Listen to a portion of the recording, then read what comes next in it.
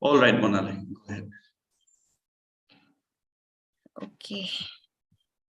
Good evening to all the participants present here for the first lecture of the Tibeto-Burman Linguistics Association of Northeast India lecture series on orthography development for Tibeto-Burman languages.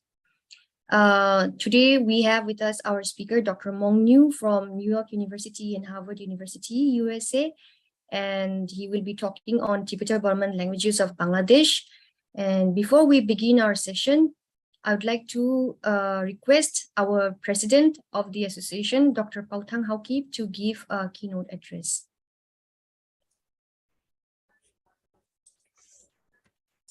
Okay, a very good afternoon to everyone present here, especially our speaker for the first series of orthography talk.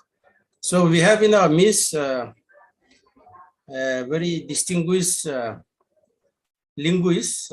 His name, as we all know, is Maung Nyeu. So I hope I pronounce it correctly.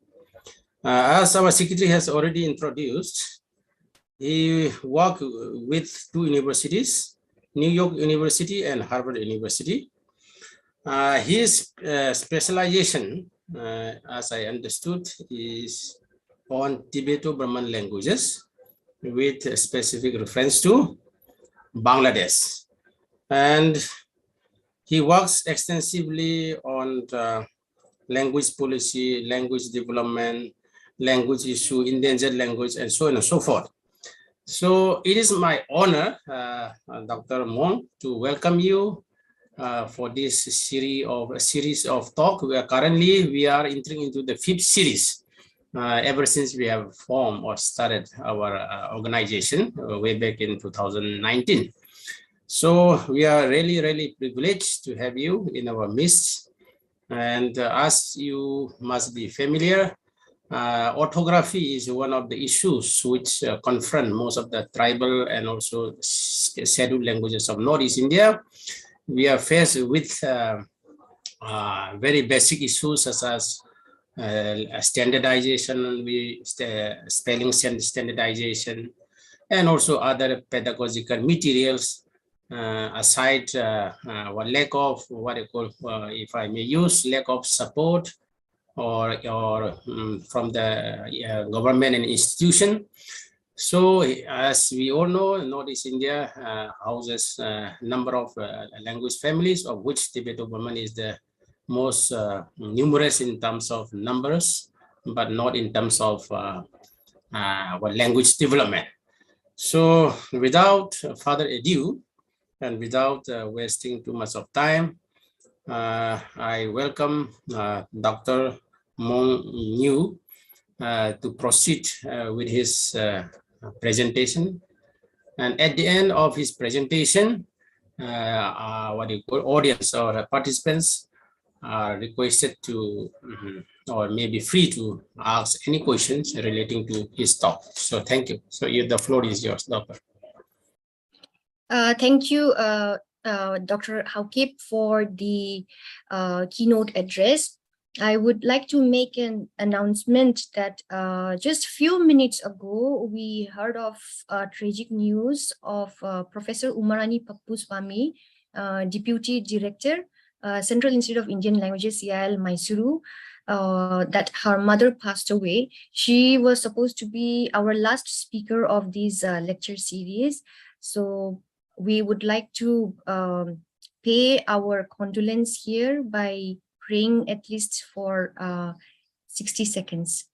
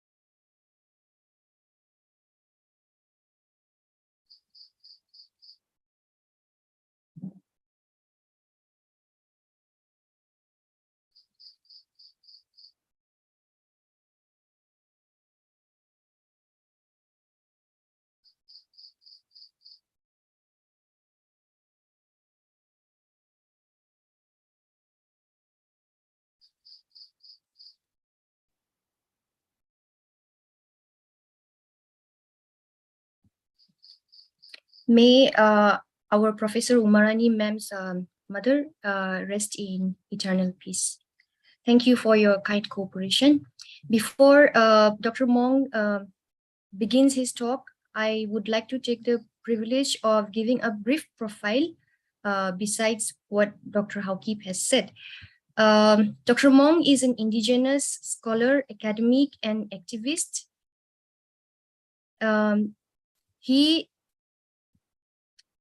He is a research scientist at New York University and teaches at Harvard University. Maung belongs to the Marma indigenous people of Chittagong Hill Tracts, Bangladesh. He is the founder and executive director of Our Golden Hour, an organization committed to extending educational opportunities for children in marginalized communities and underserved areas. He is an award-winning author of children's books and multilingual picture dictionaries. His research interests include indigenous languages and literacy, indigenous knowledge and ways of knowing, curricula design, culturally responsive pedagogy, and grassroots organizing. Maung's research is grounded on equity, diversity, belonging, and justice. Maung Nyeu's work has been featured in Harvard Graduate School of Education, Harvard South Asia Institute, Harvard Peabody Museum, United Nations Smithsonian Institution, and the National Geographic Society. He served as an advisor to the UNESCO on indigenous issues. He was nominated as one of the 50 most inspiring stories by BBC World Service. He also co-authored books published by the Organization for Economic Cooperation and Development. Maung served as a co-chair of Indigenous Knowledge and the Academy in Comparative and International Education Society. He is a coach in leadership and organizing at the Harvard Kennedy School of Government. Maung also obtained master's degrees and a doctorate degree from Harvard University. So with no further delay, I would like to request Dr. Maung to kindly deliver his talk. And as Dr. Haukip has announced, the chair and the session is open. So please take your time, Dr. Maung. Thank you. Thank you, Monali and Dr. Haukip, for your kind and generous introduction. It is my real pleasure and honor to share a few words with you. Again, I would like to say that I am not a linguist. I am an education researcher, and I'm not a historian also. However, the indigenous languages, revitalization of indigenous languages is of my interest. So without further ado, so let me share my screen. And when you have a question, please feel free to type in the chat so that towards the end, I can see those, or Monali or someone can also ask me those questions. So as questions comes into you, please feel free to type in. Okay, let me share my screen, and please let me know if everything is good. Great. Okay, so Tibeto-Burman languages in Bangladesh, and particularly I will focus on the Chittagong Hill Tracts because this is where I have studied, and I am from Chittagong Hill Tracts. I would like to start with the land acknowledgement. This is what I do, and we do honor the indigenous peoples and their rights to the land. I acknowledge that the land on which New York University sits is the traditional and unceded territory of Lenape people of Manhattan, and land on which Harvard University sits is the territory of Wampanoag people. And my homeland is the territory of over 14 indigenous communities of past and present generations. And these places have long served as sites of meeting and exchanging ideas among nations. Today, I would touch on the languages on Bangladesh, and I will share a little bit of historical context, and then say a few things about some of the orthography, not all of them, but what we have, national language policy in Bangladesh from the time of East Pakistan, and then also some of the community initiatives with grassroots activism work and policy changes in the government. So the languages in Bangladesh, if we take a look at it, we have, even though the official language of Bangladesh is only one language, Bangla, but Bangladesh has over 54 indigenous communities and documented at least 38, if not more, languages spoken by various communities in Bangladesh. And these languages can fall into some of these categories, as you probably know well, Indo-Aryan, Austroasiatic, Dravidian, Tibeto-Burman, and other languages.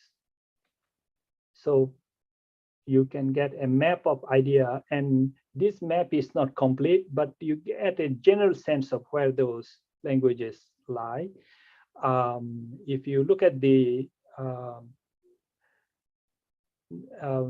southeastern part, which is the Chittagong Hill Tracts, and this is where many Tibeto-Burman languages.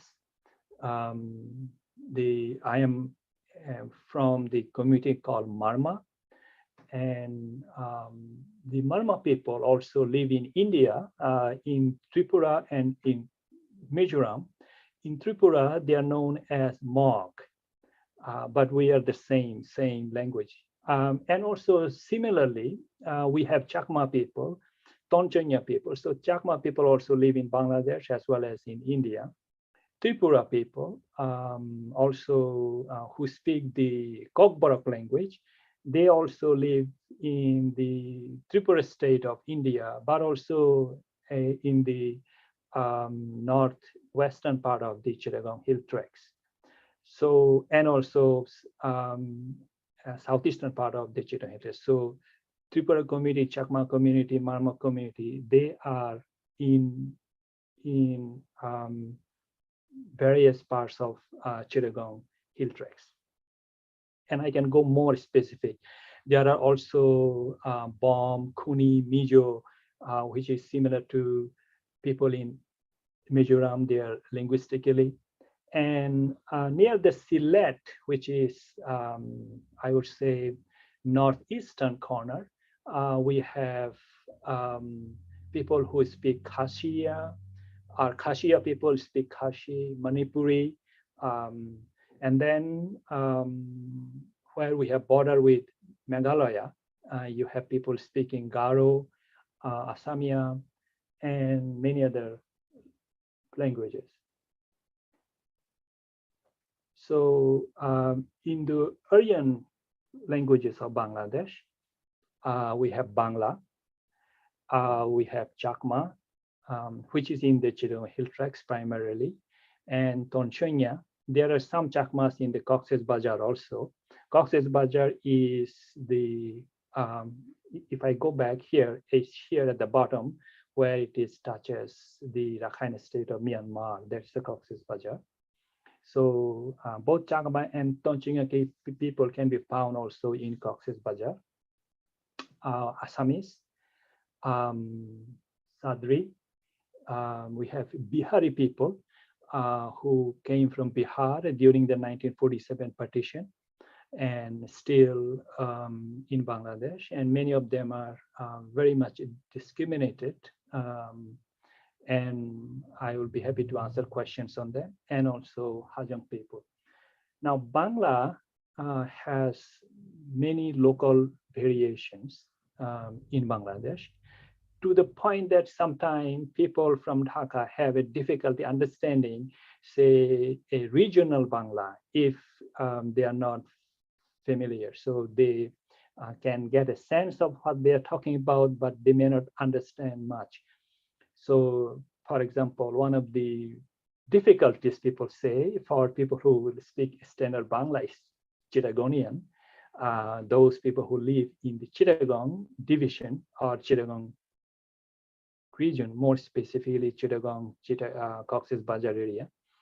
And then Thagaya, Akuti, Noakhailia, Sileti, Barendi. And I added the language Rohingya because Rohingya is also very similar to Chittagonian Bangla.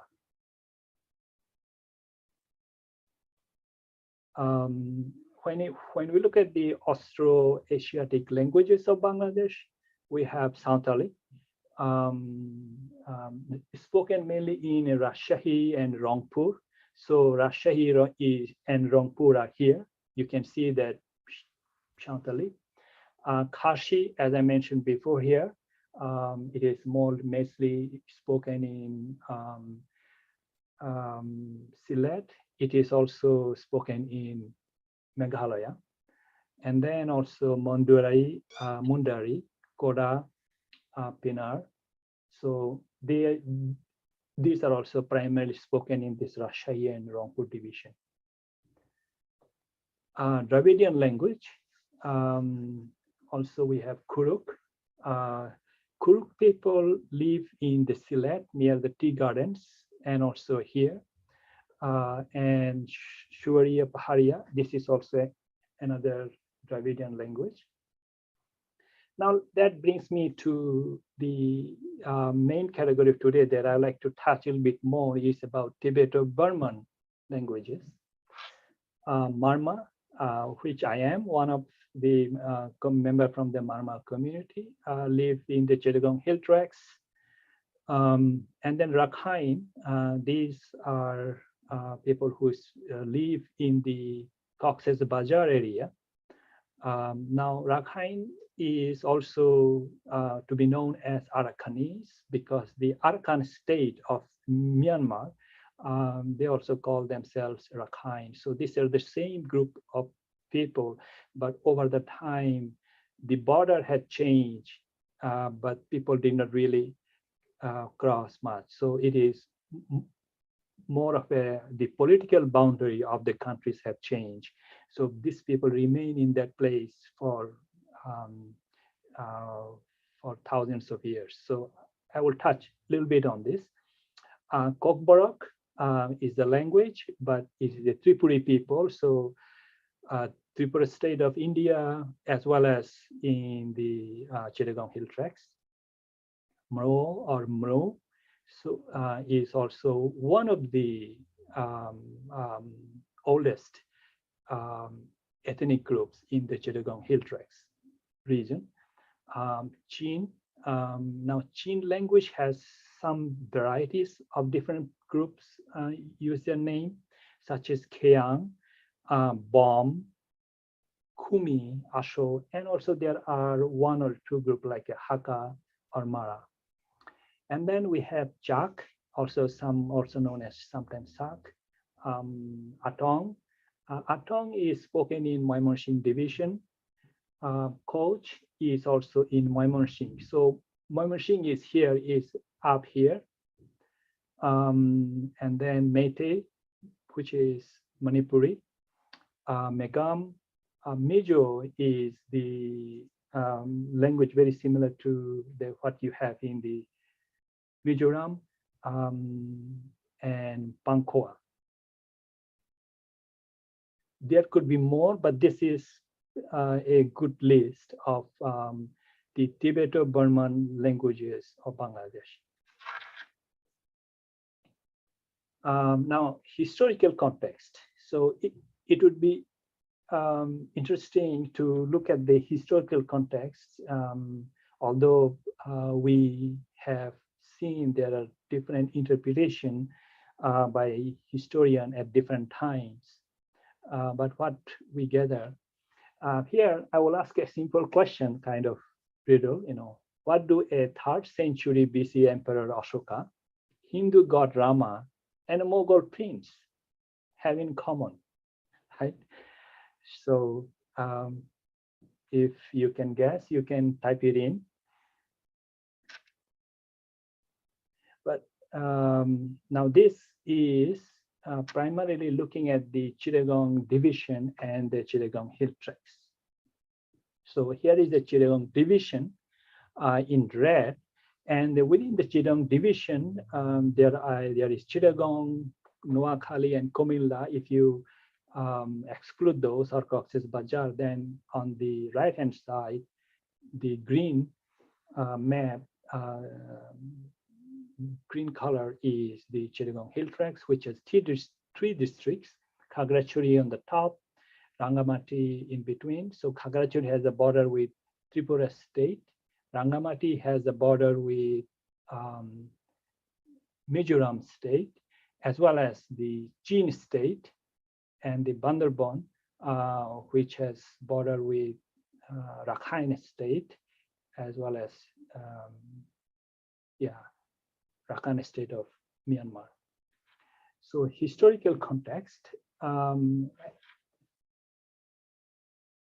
because then it explains the migration of people or movement of people, and how also it influences the language of the people who speak there. So 700 BC, according to the Rakhine historians, there was the Dainawadi kingdom, as you can see here.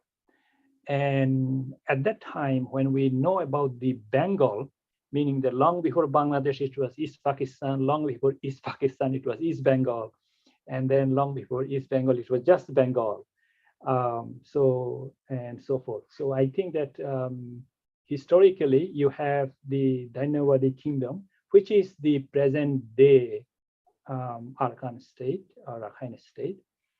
And then during the Ashoka's Mauryan Empire, it extended, but it did not really reach to the part of Chittagong Hill Tracts, where we are the area that we are discussing. So, however, one thing that Ashoka did after taking Buddhism is that he sent people in surrounding countries or nations, such as Sri Lanka or Myanmar. At that time, it was not in Myanmar, but it was few city-states, but he sent. And then so there were the influences of the spreading of Buddhism. So this is in Cox's Bazar.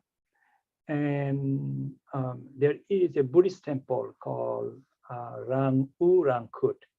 Rang U in Marma language or in Rakhine language is the chest. So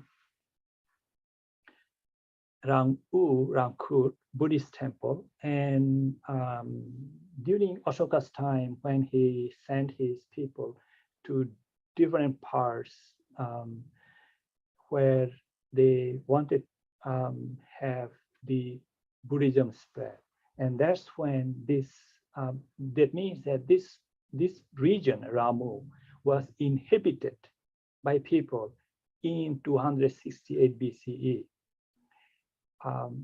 I had the opportunity to visit this temple. Inside the temple, they have found, after digging, the Buddhist statues. The Buddha statues that was dated from the 6th century, 6th or 7th century. So this region have been inhabited by people at least 1,000 years, 2,000 years. Then also there is this Lord Rama and Sita temple in Cox's Bazar.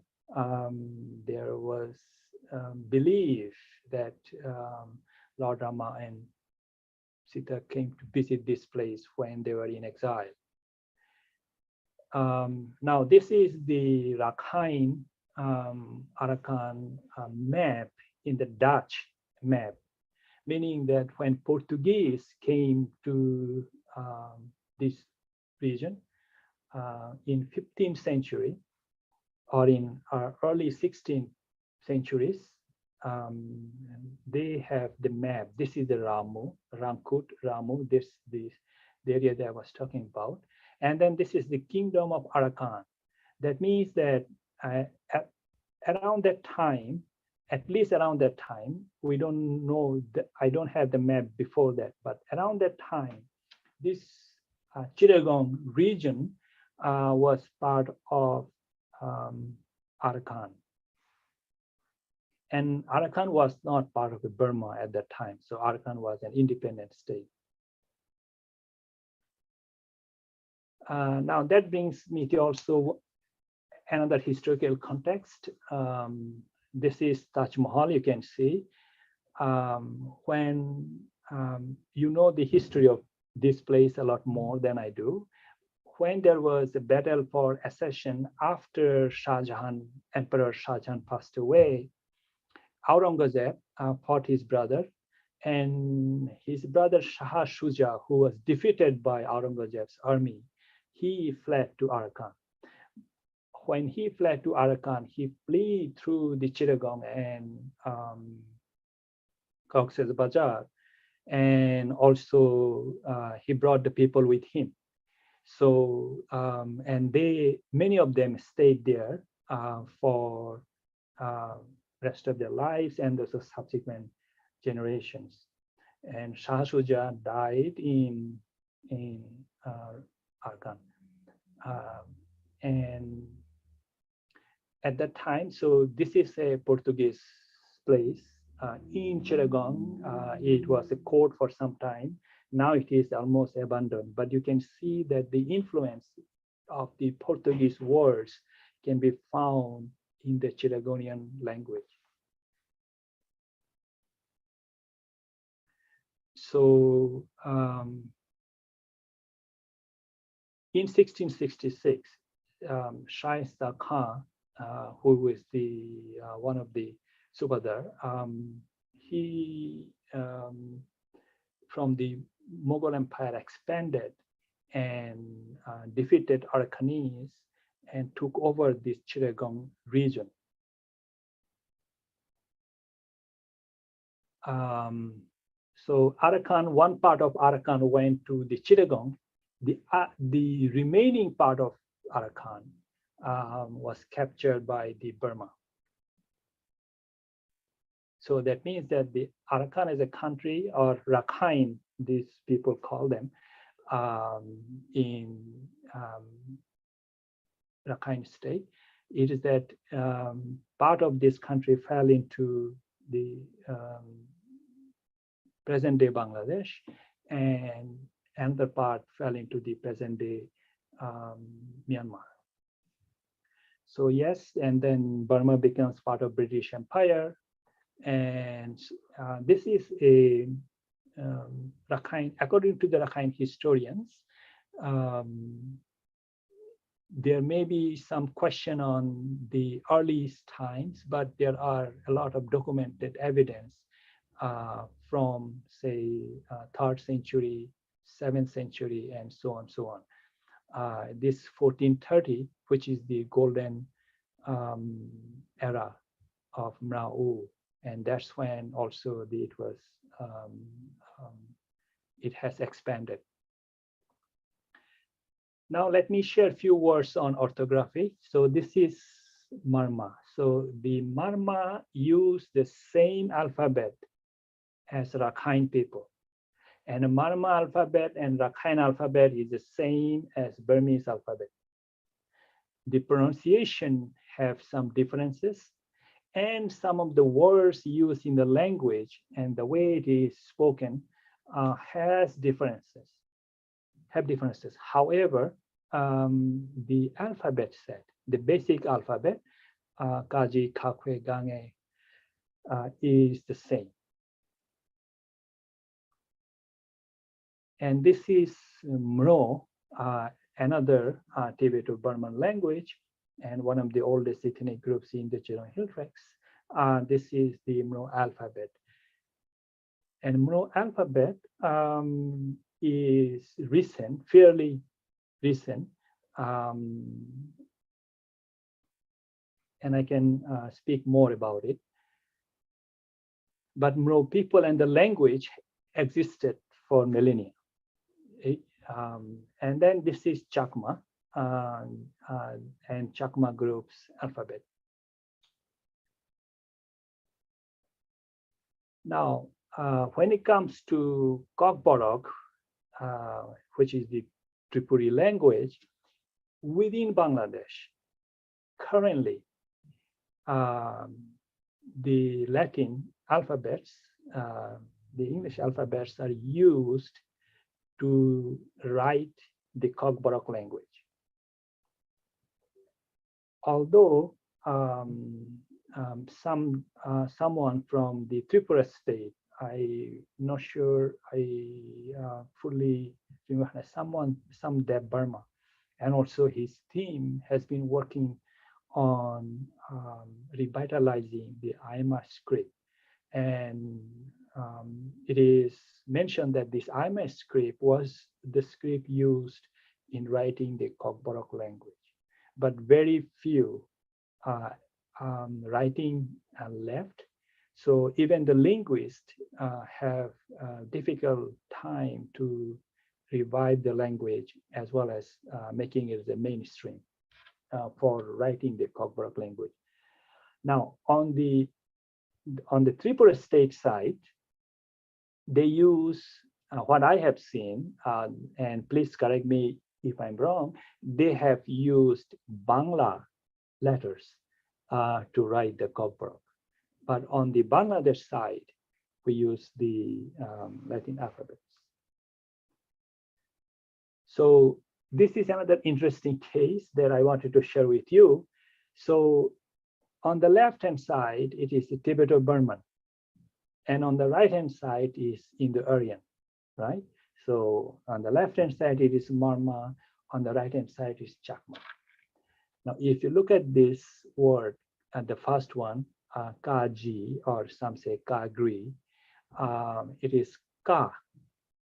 Now, in the Chakma language, which is an Indo-Aryan language, but they use the same writing, very similar, Ka. And here is a Kaji Ka. Here is a, the Kuzenya Ka. And then it's a Ka Kwe. So Ka Kwe is how they teach about this. So Ka is like a Bangla Ka or KHA, right? So here is a little variations, but this is Ga. And then here is the Ga, very similar. The Ga, it is Ga.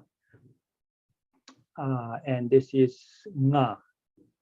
It is nasal sound Nga. So it is nasal sound Nga, it is nasal sound Nga. In this case, this is different. So there are some similarities, cha, cha, ja, ja, na. Now, if I go back, say, go down a few more rows, say ta. This is ta, and ta and beta, so, and then ta. But here also you can say ta, ta, da, da, na, na. So that means that you can see their similarities as well as differences in writing the script, even though these are considered as a different language group. One is Tibeto-Burman and one is Indo-Aryan. Okay, so national language policy, I will share a little bit about this. So when birth of India and Pakistan, 1947, Muhammad Ali Jinnah says that Urdu and only Urdu will be the national language of Pakistan. And anyone who try to mislead you will be the real enemy of Pakistan. Excuse me. Urdu, excuse me. Urdu was spoken by only 3% of the population at the time. Let me drink a little water.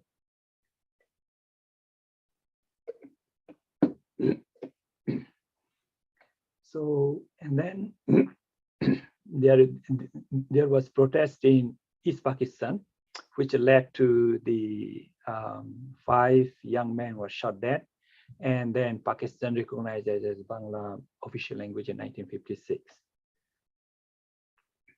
And that event took place on the 21st February, and that's why in Bangladesh, 21st February is celebrated as Mother Language Day. Now, when Bangladesh became independent in 1971, what Bangladesh did is that, okay, Bangla is the national language, it's the only national language of Bangladesh. Although there are at least 38 other languages in Bangladesh. So then it leads to the much of the indigenous languages driven to extinction. And so there are community initiatives to revitalize indigenous languages. So one of the initiatives that we started, which is using a common practice of oral storytelling. So the grandmas tell stories to the children. They don't only tell their story to their children of their own grandchildren, but children from the entire village. Some grandmas are much popular than the other. So here is an example. Let me see if I can.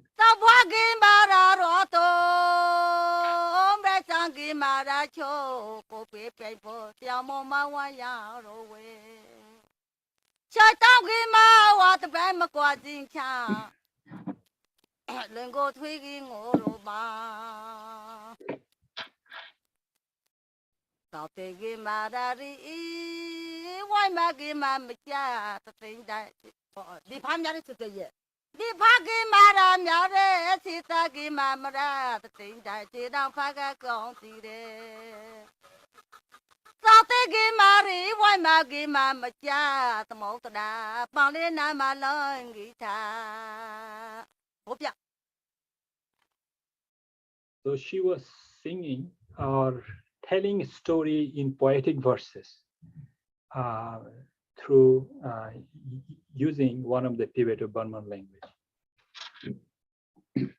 And then we asked the children who hear the stories to be spoken, to tell the stories in the classroom.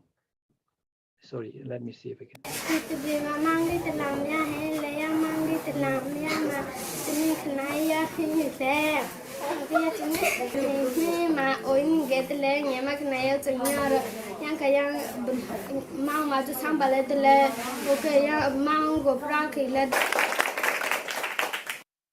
So she told the story much longer, but I made it short, but you can see that also.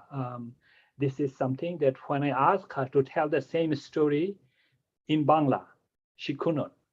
So it is this because they feel more, they have more productive vocabulary in their mother tongue, Tibeto-Burman language, and that's what she was. So when they tell the story, we video record them, and then we publish a multilingual children's book. So here it's Maung and Marma, 2 languages, and other children's book based on indigenous languages. I will go through quickly. And also we publish children's picture dictionary, which includes Tibeto-Burman languages as well as the official language of Bangladesh in English. So this is Marma, Kokborok, Chakma, and then here is Mro. And then you can see this very similar design.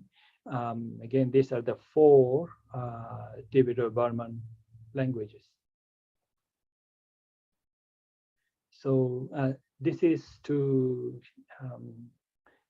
make sure that we develop a multilingual mindset, multilingual habitus. Because if we just teach only in one language, then it contributes to monolingual habitus. So this is also the Mno, which needs to be digitized because we are publishing book. So this is digitization of the Maung book. And this is a girl writing the Chakma, first time writing in probably 70 plus years. And so this is a Marma girl. She's in the first grade and she's writing first or kindergarten, but I'm not sure, I forgot, but she's writing and she learned and she's writing. And also here, this boy is writing the number 1, 2, 3, 4, up to 32 or 33. And this is a boy writing in. Eh, bro. Eh, Rui. Dekat kamar ini.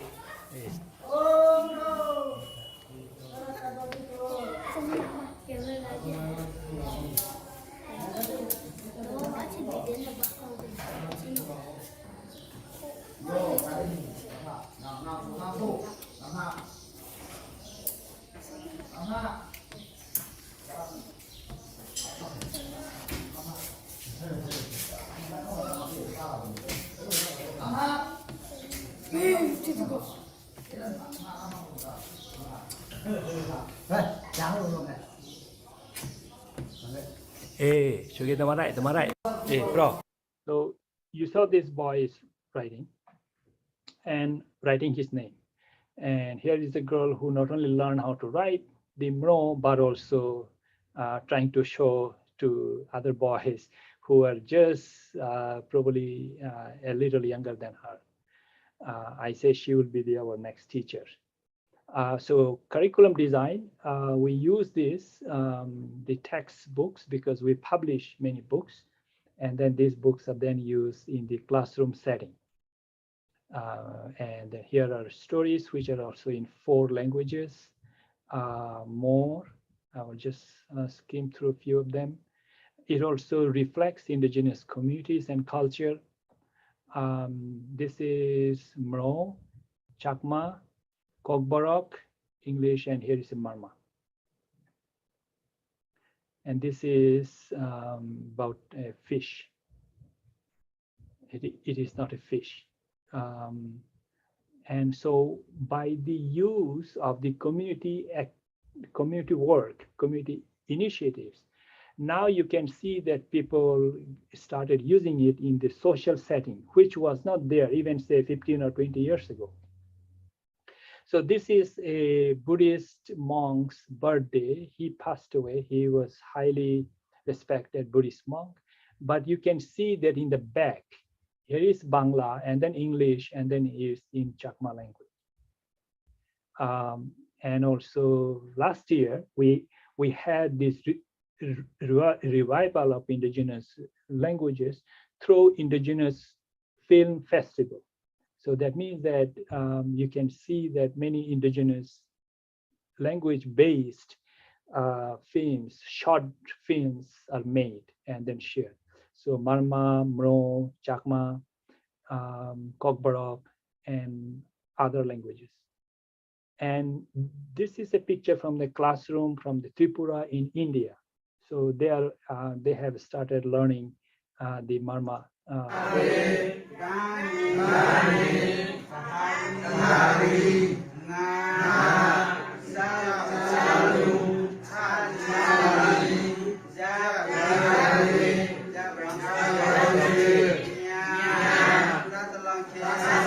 So I will stop here, but I think that it is for this because it's a longer video, but it shows the role of Buddhist monks in preserving and revitalizing the language, and we'll be happy to see. So this is also protest march, and then you can see the banner. This is student newsletter. This is a Mro grammar book, recently published, and so now they have written a grammar book on it. There was a time when last year, I think, the indigenous lands were taken away by force to build a 5-star hotel. So the Mro community came out to protest. and they wrote the signs both in Mro language as well as in Bangla. So that means that the use of language within the society, the elevation of social status of the language is on the rise.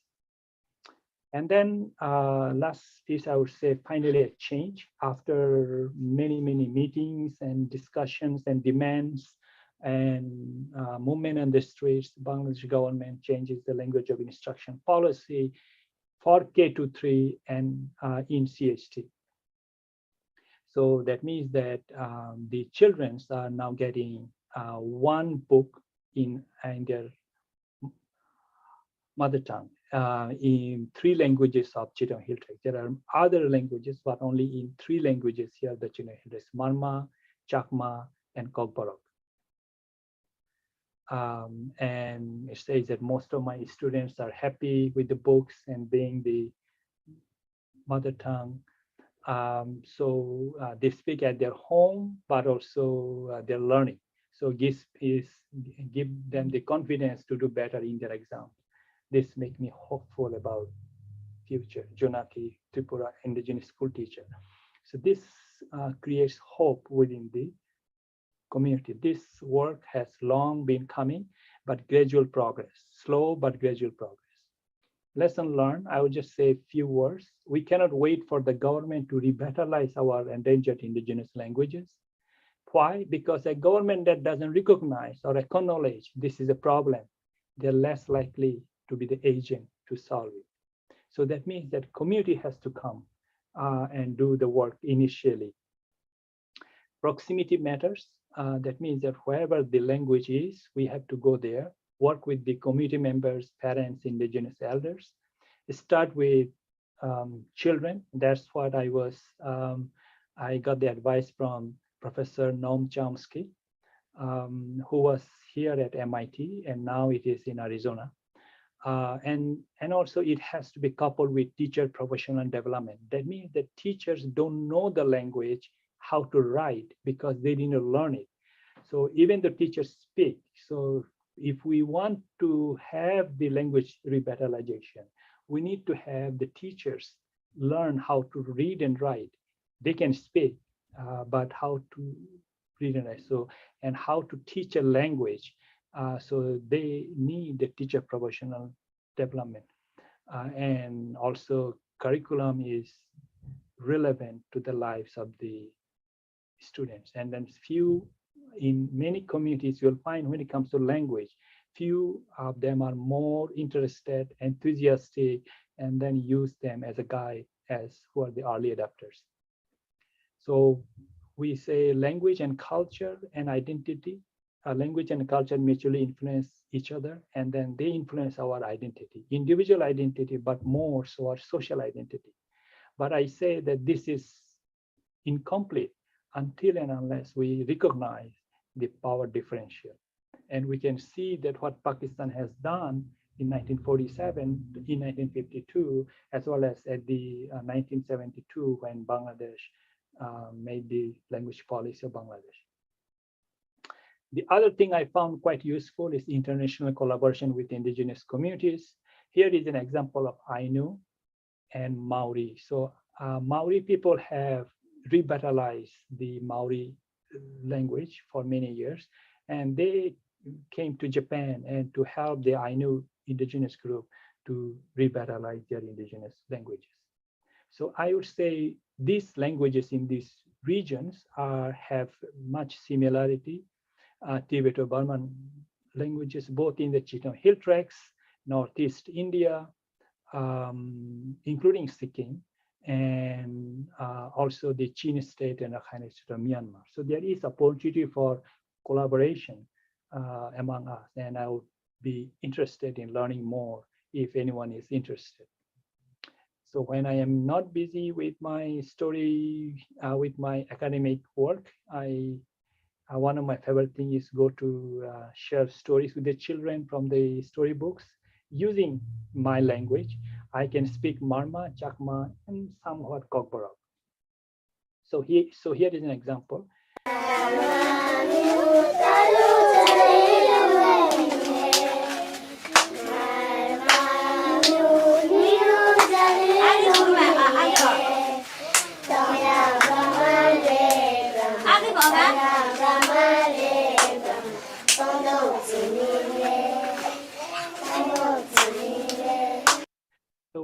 started this not only just because the children's learning to develop more children who are fluent in reading and writing. And one of the way to start also with the songs and dance. So with that, I would say, Amyaji Kiju Tingba, the way our children say thank you very much. And with that, so this is our website, and I will end the talk here. Thank you very much.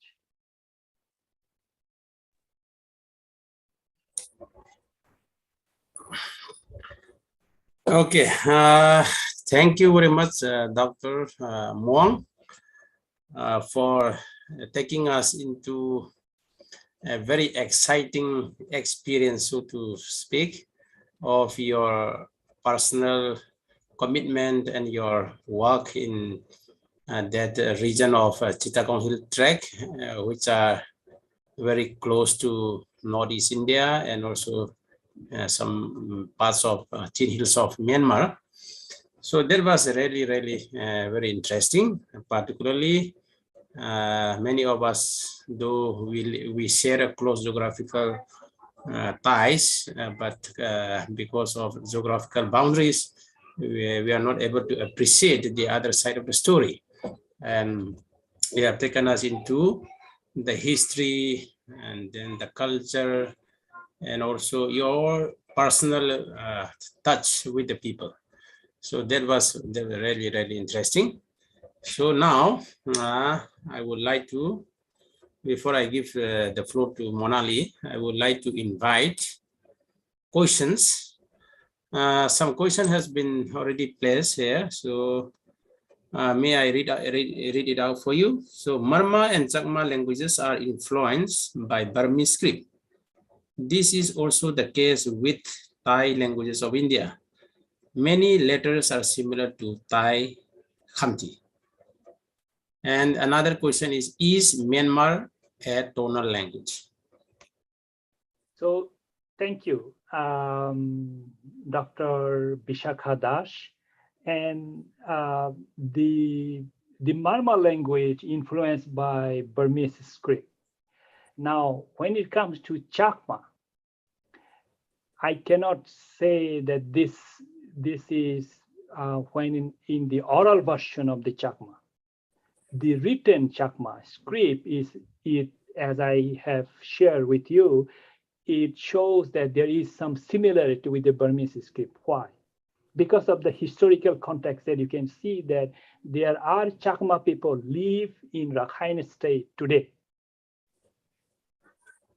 There are few, not many, but there are. And then the Chakmas lived near the Cox's Bazar area before. And then they had the conflict with the Arkan or Rakhine king.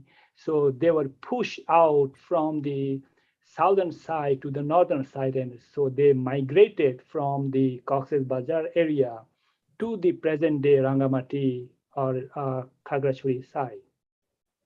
But because of the close proximity, it was influenced. But let me share with you how Chakma has some similarity with Bangla, because Chakma is not a Tibeto-Burman language. Chakma is an Indo-Aryan language. So in Bangla, if I say, how are you? Apni kemon achen? Or if it's a third, if it is someone, the close friend, you can say, Tumi kemon acho? In Chakma will be Tui henjana goj. You can see the similarity. But if you ask the question in Marma, depending on, say, whether I call you as a man or women, say ko or for men, and then ma is for women, ko majong shile. So this is more similar to the Rakhine or Burmese language, which is ko majong hile or shile. So hile and shile is a little difference. And in Burmese, the present day Burmese or Rakhine, they do not use the word, say, the pronunciation of ra. For example, the water. Water, the Marma people will say re, as in re. We're starting with the R. But in Burmese, it is yi, like starting with Y. Or say ta, say they don't have a strong sounds of say sa. For example, if say son and daughter, in the Marma language will be sa smi, but in Burmese is ta tmi. So sa become ta, ra become ya, vice versa. But there is enough similarity to understand that these were very much influenced by the Burmese language for the Marma. But in Chakma, the spoken Chakma is less influenced by Burmese, but more of a similar to Bangla. That's why Indo-Aryan. But the writing, the Chakma writing, is influenced by the Burmese script. Okay, we also have another question. So the question says, can you say something about Megam? The Megam. Megam is related to the Garo language and Garo people. So where the Garo people are, Garo people live in Mymensingh. Mymensingh is north, where it touches Meghalaya. I do not know how to speak Megam, but this is the region that Megam. And so Megam has close similarity with the Garo language. And Garo people live in Bangladesh, but also you have Garo people in Northeast India. Is there more question? Please come up before others could ready themselves. Okay, there's another question. In the Kokborok Tripuri, it's Latin script with some missing letters. So can you give a bit of explanation about the missing letters? Very good question. So, and thank you for this observation. When the Tripuri community in Bangladesh decided to write in Kokborok language, they have decided to use the Latin script. And they used only those Latin alphabets they thought would be necessary to use. So let me share a book so that you get a little bit idea. This is a first grade book. So let me share at the beginning. So because it is a textbook in Bangla, so Ani Kokborok Pijab, and so you can see in the book that the alphabets, so what they have used,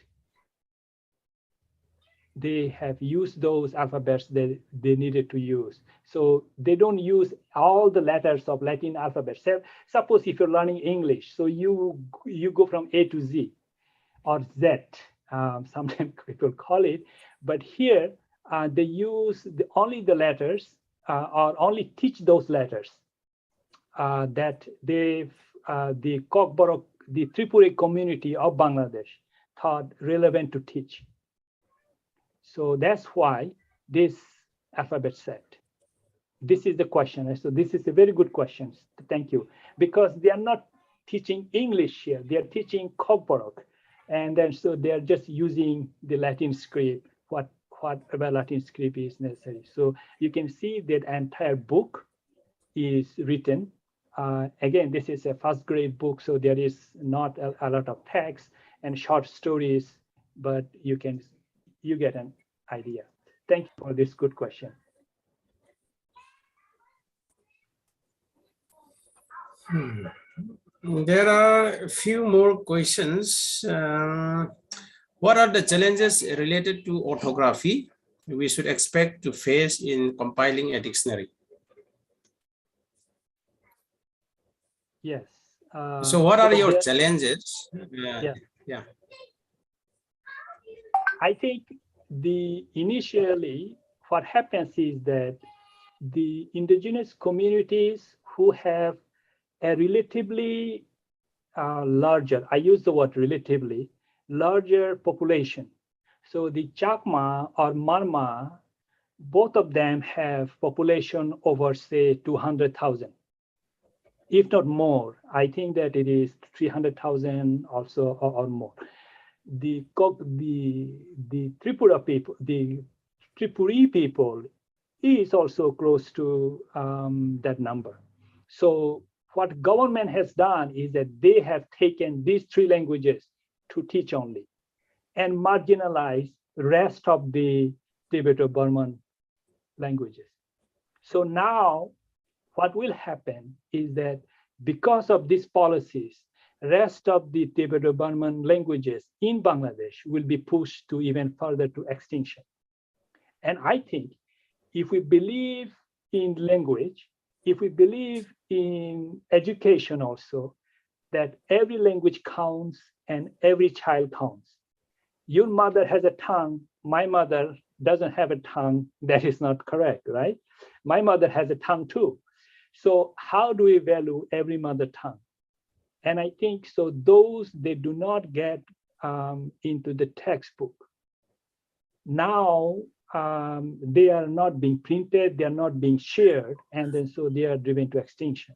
So that's why I think the community initiatives then say the Mro people.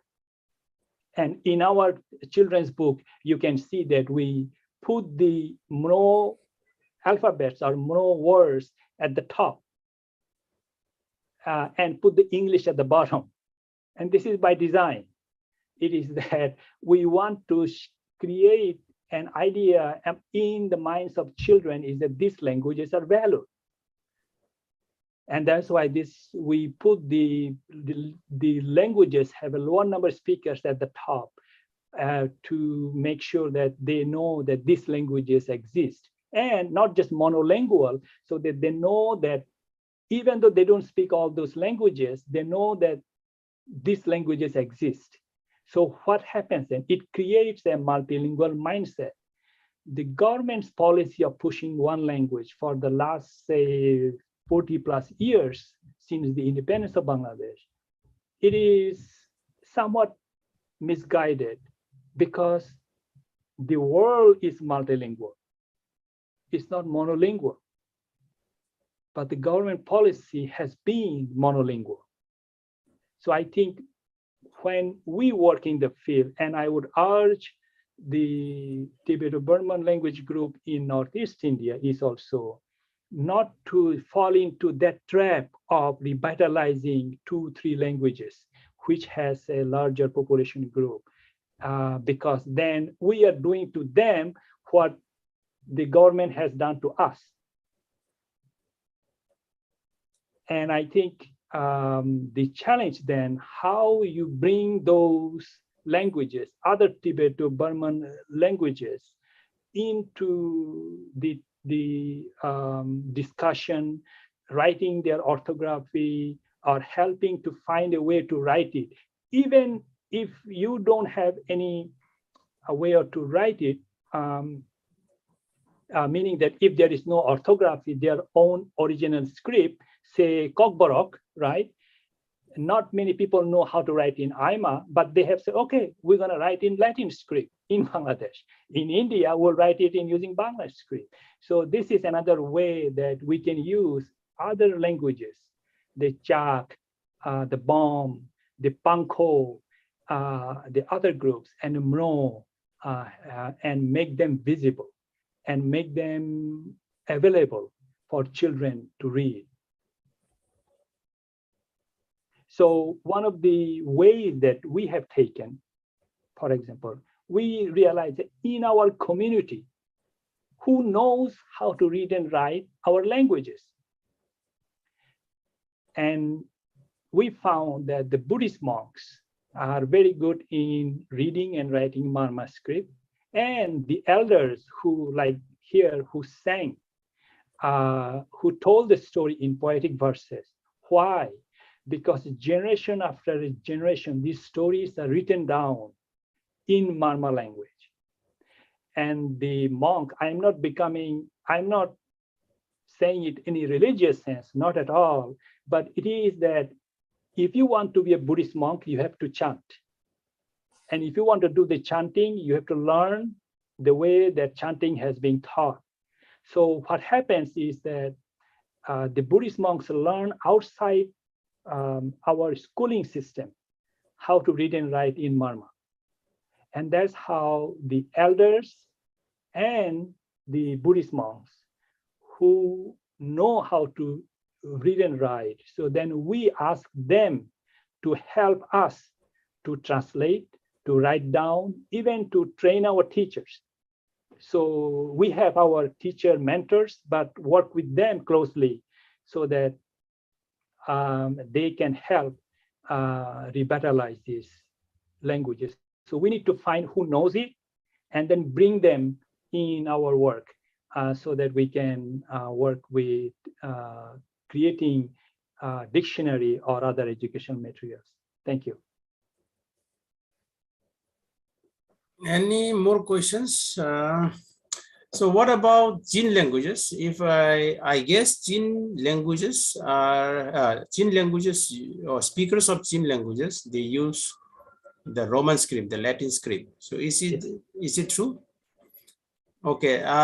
What is the what is it is in Bangladesh. I don't know about in the Chin state of Myanmar. I believe that in the Chin state of Myanmar, they use Burmese script to write it.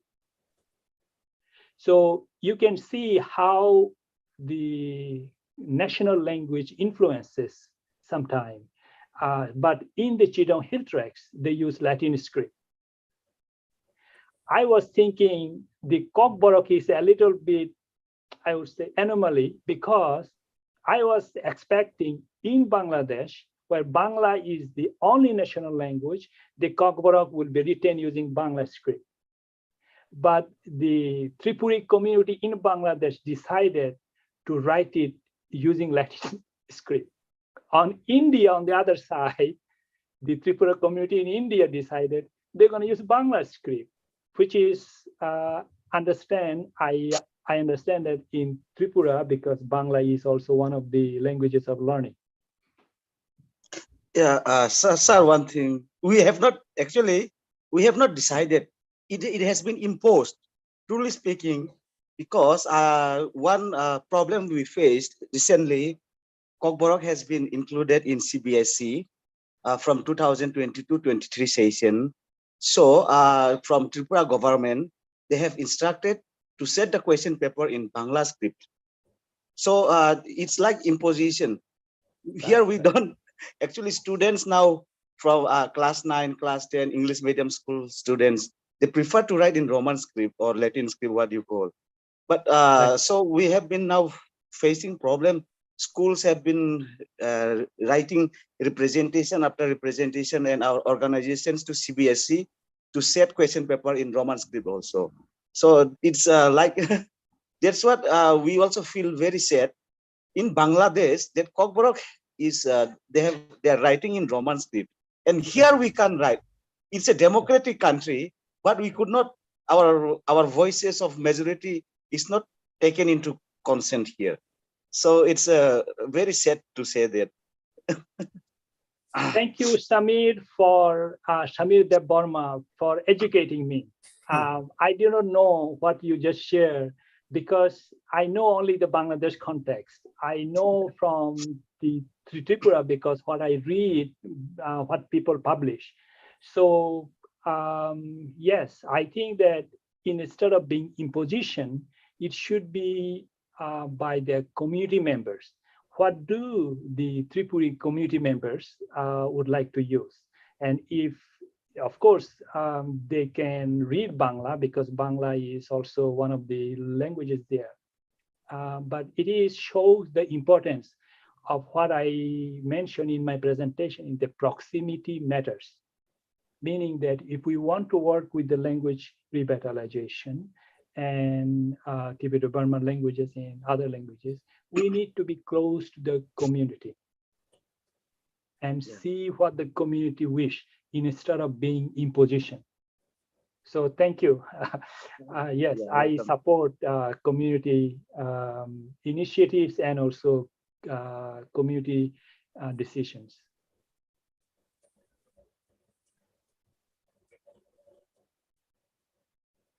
Any more questions?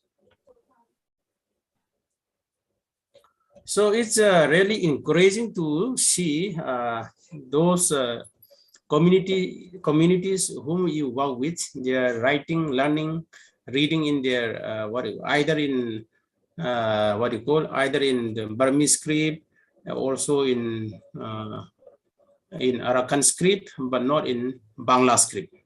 So what about the level of the kind of interest to learn English script?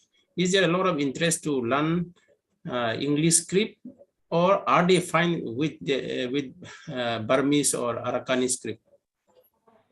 Which language? Some of the languages which you showed them in the video. Okay, yeah. So as far as the Marma and Rakhine goes, they are using the Burmese script. They have been using Burmese script for 300, 400 plus years. I have seen some of the books from very old times, even published when the British first came to this region. So for Marma and Rakhine, they use the Burmese script. The Chak people, many of the Chak people also use Burmese script. Now, for other languages, which is the question that you mentioned, is that these are not being included in government policy or curriculum to be a language to be taught. So that's why one of my biggest concerns is that these languages will become extinct, will be driven to extinction. And so the decision on whether to use Burmese script or Bangla script, I think that question hasn't even come before many of those communities, unfortunately. And so they speak their Chak language or Pankwa language at home, but when they go to school, they learn in Bangla. Now, I have been working with, say, Marma, Chakma, and Mro, and Kokborok communities, I mean, Tripura communities in Bangladesh, because I am from Rangamati, so this part of that I am more familiar with. But I think that there will be more initiative. I am hoping to work with the communities to use other languages also in the textbook or even in the storybook or curriculum. I don't have a full answer to your question, but I think that hopefully there will be more of this into the textbook or in a writing format. Okay, is there any other questions? You are free to either raise your hand or one or two more questions. And if there are no more questions, then I will give the floor to Monali. There is one question in the chat box by Vidya Joshi. Can you read it out? Yeah. Can the script used by Megam speakers be shared? Like, are they using any script? Which is it? Maybe that is what she wants to know. This is something, Vidya Joshi, I can follow up in future. I do not know today that they are using a script, because this is also not one of the language that Bangladesh government or any institutions publish. book on. So they use 3 languages from the Chittagong Hill Tracts. But also I think that they use textbook for Garo language and also one more language. So there are other languages. Out of 38 plus languages, only 5 languages are now being considered for K-3. So that means that there are many other languages are not being included. So I think, so we have Megam speakers that we know of in the Mymensingh district. And I do not know what script they use, but if I find out, I will be happy to share. Okay, I have a very pressing question. What is the criteria used by government of Bangladesh for inclusion of a language to be introduced in a school? What is the basic criteria? Very good question. I think this is something what I can see from the outside, because I'm not within the government circle, and also how they have come about it. They have taken multiple routes. So there was the Chittagong Hill Tracts region has been militarized from 1976. And the beginning of it is that when Bangladesh constitution was written, the constitution has no recognition of indigenous people. That means that Bangladesh constitution-wise and the government position is Bangladesh has no indigenous people. And that is even today, 2022. So in 1970s, early 1970s, the member of parliament from the Chittagong Hill Tracts voiced the concern is that we need to be recognized as indigenous people. And the term he uses, we speak Bangla, but we are not Bengali. And we have our mother tongue. And the Prime Minister, Sheikh Mujibur Rahman, said, you go home and become Bengali, as if it will be a promotion for you, right? So then when the indigenous status has not been recognized, and then indigenous rights to the land and also indigenous rights to culture and language not recognized, then there was an underground militia formed in the Chittagong Hill Tracts in late 70s. And the response from the government at the time is to militarize the Chittagong Hill Tracts. I will not go into much details. There are many violences. At some point, we had over 95 or 100,000 refugees, indigenous people from Chittagong Hill Tracts in the Tripura state. Those who live in Tripura may know or can relate. The Sabroom was one of the main area of the refugee camps. So, and then in 1997, there was a peace agreement happened with the Bangladesh government and the indigenous people of Chittagong Hill Tracts. And part of this agreement is that the indigenous culture and the language will be recognized and will be used in the education setting. That took all the way to 2010. So this is like say more than 15 or 13 plus years, even to government to make the decision. So, and then once the government made some decisions, they said, okay, we will take 4 languages, Chakma, Marma, Tripura, and Mro. And then at some point in 2015 or 2016, I don't remember the exact year, government decided, well, we'll drop the Mro. We'll take Chakma, Marma, and Tripura, which is Kokborok, And then we will take some from the plains, plain meaning that outside the Chitang Hill tracts. And then they have included 2 other languages. So to me, there was no well thought of criteria from the very beginning, and went through different stages. And this may still change after some time. So I think to answer your question, I do not know that there's a fixed criteria followed, but what I can see from the outside is that, say, they look in the Chitang Hill tracts, those who have the larger population. So the top 3 in the Chitang Hill tracts, just in terms of number of people from the indigenous communities, is Marma, Chakma, and Tripuri. And they use these 3. And the rest, which we have 14 indigenous groups, so the rest 11 of them can be pushed to the brink of extinction. Yeah, very sad, very sad. Anyway, that's enlightening. So now I give the floor to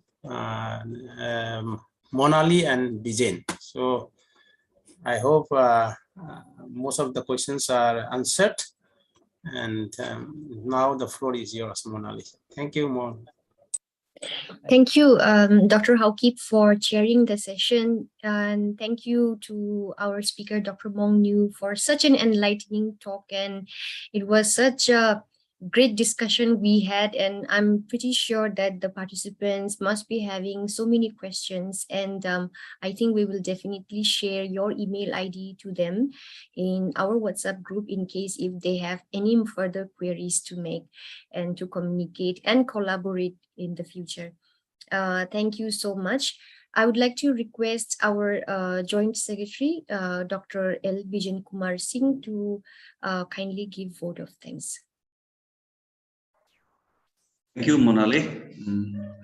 Yeah, at the outset, I'm very happy, and we are conveying our gratitude to Dr. Maung, who is from Nyeu University and the Harvard University, for accepting our invitation. It was really such an enriching and enlightening talk on the Tibeto-Burman languages of Bangladesh, and also all the participants who have met convenient to attend today's talk.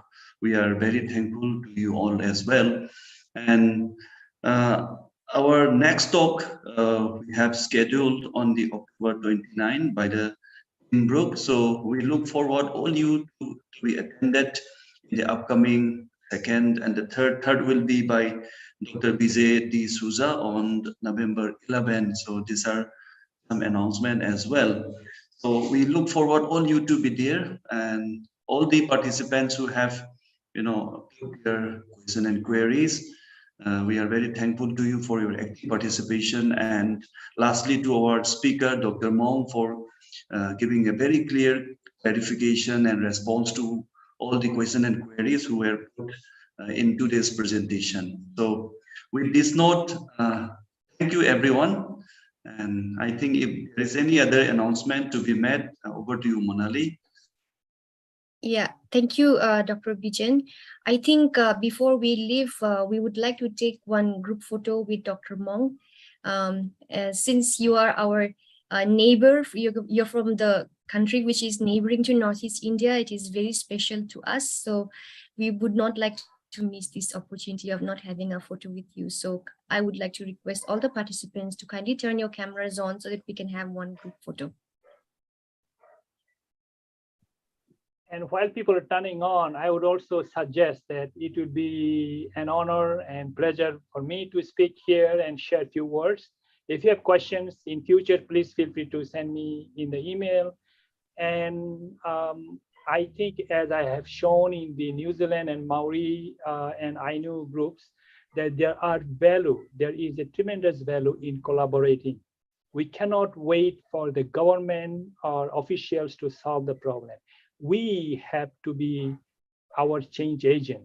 But unlike 500 years ago, when we suffered in isolation, today we have the opportunity, using the technology, collaborate and learn from each other, share with each other. This work is hard, but it is possible. And I think it is the responsibility of our generation. Our previous generation maintained as much as they could our Tibeto-Burman or our languages. But now the baton is on our hand, our generation's hand. And it is our responsibility to carry it, run it as fast, as hard as we could, and pass it down to the next generation. And that's how our Tibeto-Burman languages or any indigenous languages will have a hope and future. So thank you. Thank you so much. Thank you, Dr. Maung, for being with us today. And thank you, everyone. We'll see you next week at the same time, 6:30 p.m. Thank you. Good night. Okay, thank you, everyone. Good night. Thank you, everyone. Thank you, everyone. Good night. Good night. Good night. Good night.